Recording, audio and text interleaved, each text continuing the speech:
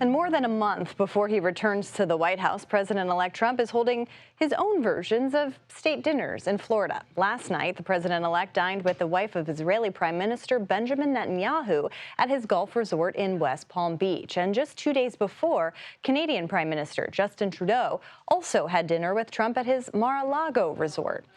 Trudeau said that they had, quote, an excellent conversation. Dave Levinthal joins us now. He's a contributor at Business Insider. Dave, you wrote a really fascinating article for Business Insider about how Washington lobbyists are now essentially flocking to Florida. I'm wondering, why that is, kind of what this moment represents and how it might transform kind of how lobbying's done. So if we were having this conversation 8 years ago, we'd be talking about New York City and Trump Tower and how everyone was going to make their plea to Donald Trump or kiss the ring or have their audience. And that was all going to be right along Fifth Avenue, right? Well, things have changed, and that has all migrated south to Florida. And yeah, hey, Mar-a-Lago, not a new thing here, and hardly news that Donald Trump has a presence in Florida.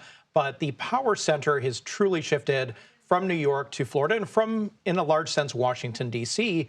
to Florida, in that Donald Trump is sweeping into office saying, hey, look, I'm trying to kick everyone out of Washington, D.C., and what's good for Florida is good for Trump, and what's good for Trump seems to be good for Florida right now, at least at this stage of the early transition game. Yeah, and so many key players in his campaign and now to be in his administration have been based in Florida. You write that the consensus among lobbyists is that anyone who hopes to have influence with Trump this time around will have to dispense with the traditional lobbying conventions. What exactly does that mean? If you want to get to Donald Trump, you have to go to where Donald Trump is. So, of course, he'll be in the White House for a good amount of the time, but this is somebody who is largely going to go to Florida when he's not in Washington, D.C. And yes, we used to call it the Winter White House during his first term, and that was Trump 1.0. So maybe everyone's thinking, this is just going to kind of be Trump 2.0. One lobbyist I spoke to said, nah, this is going to be Trump 5.0. So you can really expect that Mar-a-Lago is going to be bigger and play an even greater role in the governance of the United States. And if you're a lobbyist and you are representing large corporations or various special interests that have so much money that's tied up in the federal government appropriations game, or you just want to be on Donald Trump's good side, you better get your Mar-a-Lago membership. You better get the golf tickets. You better have a presence in Florida in a way that you might have never even thought of in that first Trump term. Yeah, and what is, obviously, as you mentioned, over the past, nearly a decade, Mar-a-Lago has become such an iconic place. West Palm Beach has become such an iconic place because of Donald Trump.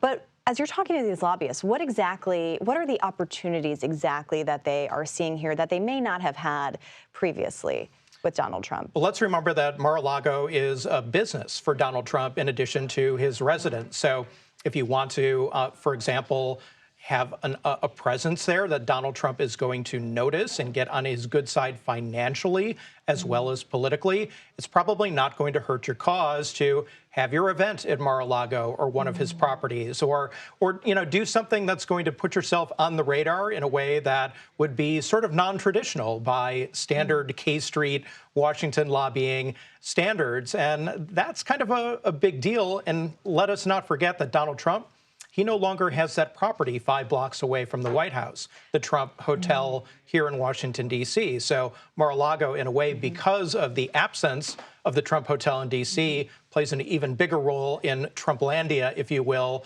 just by virtue of it being the biggest game in town. So maybe the swamp has moved further south down to Florida. There are all sorts of questions, of course, of conflict of interest.